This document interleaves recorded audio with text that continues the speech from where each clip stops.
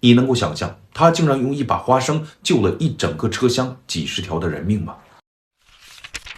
在1986年的2月15号这一天，一列火车正行驶在轨道上，那突然间呢，这火车呀发生了爆炸。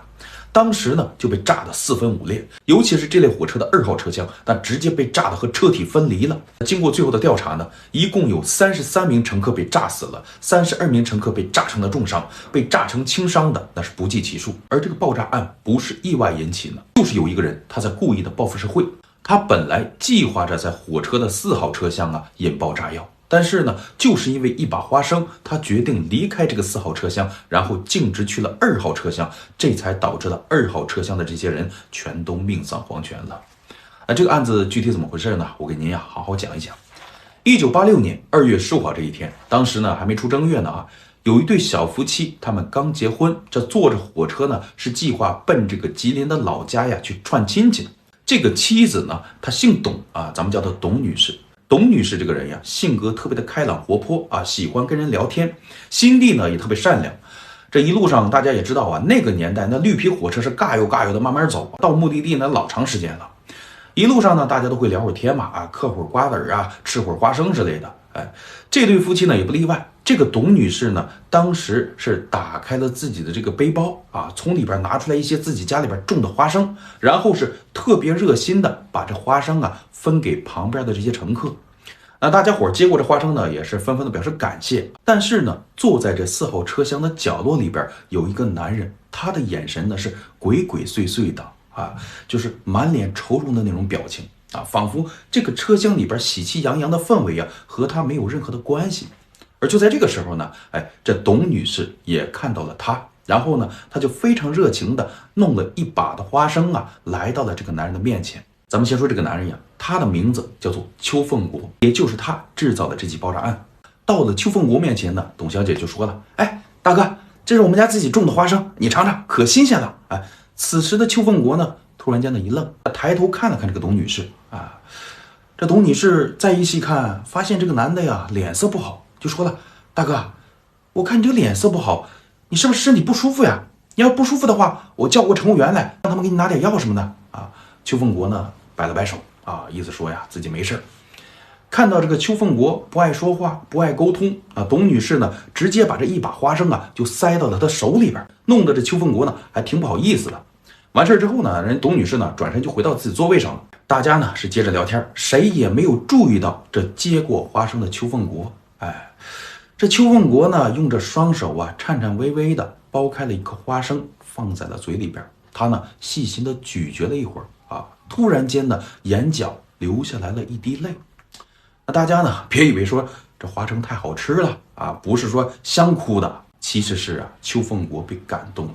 了在嚼了几颗花生之后，邱凤国就转身离开了这个4号车厢，然后呢径直的走向了2号车厢。时间没过一会儿，突然间一声剧烈的爆炸声传了过来，随即这个火车被炸毁在了铁轨上。当时呢是硝烟滚滚，现场极其的惨烈。最后经过统计呢，一共死了33个人，重伤了32个人，轻伤的不计其数很快呢，经过调查也知道了这个事情的来龙去脉。这个炸药呢，就是咱们前面说的这个邱凤国他故意引爆的，而且这邱凤国也在这爆炸中呢被炸死了。但是非常幸运，这4号车厢的这些乘客，包括这个董女士，他们都没有受伤，那是劫后余生了。那这邱凤国到底是因为什么原因采取这种极端的方式去炸毁火车呢？其实这个邱凤国来的时候他的目的是要炸死他的前女朋友这邱凤国呢之前处了一个女朋友，姓张，他们俩呢本来相处的挺好呢。后来呢，因为邱凤国呢自己没什么钱，工作也不行，家里面呢也反对这门亲事。完了之后呢，这个张姑娘呢就和邱凤国分手了。这张姑娘分手之后呢，又处了一个男朋友。这一次呢，是这个张姑娘和男友准备坐火车去男友的家里边去见家长我这嘴有点绕说白了呢，人家呢就是好事将近的，马上要结婚了。知道这个信儿之后的邱凤国的心里边那个恨我明明这么爱你，你却要嫁给别人。好，你不是要结婚吗？那我就送你们一起上西天因为呢，这个邱凤国呀，之前曾经在一个林场工作过啊，所以呢，他就偷偷的搞来了一些炸药，然后又偷了2根雷管，准备好这一切，他就坐上了这火车。但是非常不巧啊，因为火车站的人特别多，他呢在现场啊没有找到这个前女友，说白了呢，目标跟踪丢了啊，目标丢了呢，他也是万念俱灰了，他就想了，这么多人，我上哪儿去找啊？反正呢，我就随机的，我就钻个车厢吧，我炸死谁算谁啊！然后呢，他就进入了这个4号车厢。他心想了反正我也活不了了，我让这个火车上所有的人都跟着我陪葬。主意打定了之后呢，他就坐在那儿等待引爆这炸药。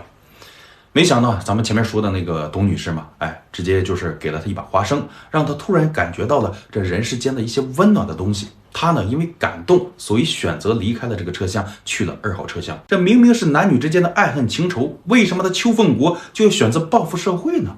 其实呢，和他的生长环境是有很大的关系的。邱凤国是1963年出生的他们家是有9个孩子，他呢是老6，因为孩子多嘛，父母呢从小也没怎么管他们反正就是他和别的孩子，咱不说别人家的孩子，就说和这个哥哥弟弟什么妹妹姐姐一对比的话，那都不行。人家哥哥姐姐弟弟妹妹呢，每次学习都挺好的，每次都能拿个奖状回来。这邱凤国呢上学是根本不行，父母呢对他也不是什么很喜欢对他也是从小非打即骂。哥哥姐姐呢没事呢也开他的玩笑，把他叫做6傻子。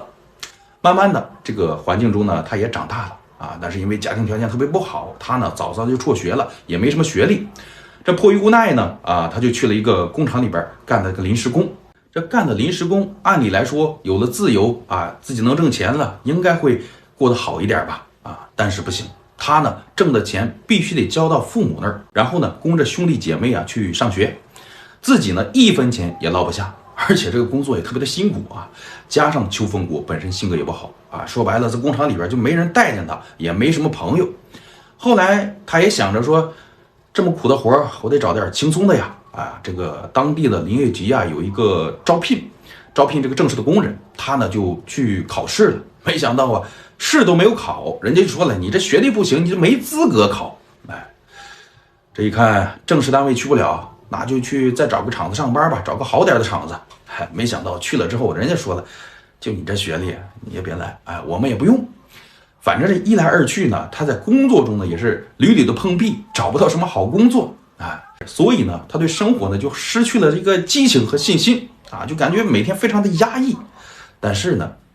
任何人的生活不管多压抑，偶尔呢也会照进来一束光，而他的白月光呢就是咱们前面说的那个前女友，就是那个张女士，张姑娘这个张姑娘呢是一个正式的工人，然后呢她也不嫌弃邱凤国就和这个邱凤国谈了恋爱。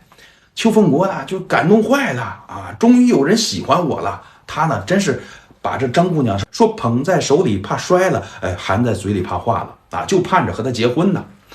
这没想到呢这好事将近的时候，张姑娘的父母一看，这什么玩意儿，就这种准女婿，我们肯定是不会把闺女嫁给你的反正就是对他一顿讽刺吧。最后没有办法，张姑娘呢和他分手了就是生生的被拆散了。拆散之后呢，张姑娘呢很快又找了个男朋友，而且人家马上就要结婚了。所以说呢，一听到这个事儿，这邱凤国呢就急眼了。首先想想自己父母不待见，兄弟姐妹看不起，工厂也不录用他，最喜欢姑娘呢还跟别人要结婚了，那我活着还有什么意思呢？所以他就决定了，不活了，我把你们全都整死。然后呢，也就有了咱们前面讲到的那个火车爆炸的事件。而且呢，这个案子当年非常的轰动有人说了，这个董女士是非常的幸运因为一把花生救了整个车厢的人的命。但是有人呢也为那些死去的2车厢的那些人呢所谓打抱不平吧，说如果没有这一捧花生的话，那死的就不是那些人了其实这件事呢，你也埋怨不到人家董女士吧，对吧？说白了，人家好心善意的救了自己的一条命只不过是2号车厢的这些人呢太倒霉了，他们是遇到了一个有强烈报复社会心理的这样一个心理变态的罪犯。可是这邱凤国他是不想活了，但是他这引线一拉，却毁了背后的多少个家庭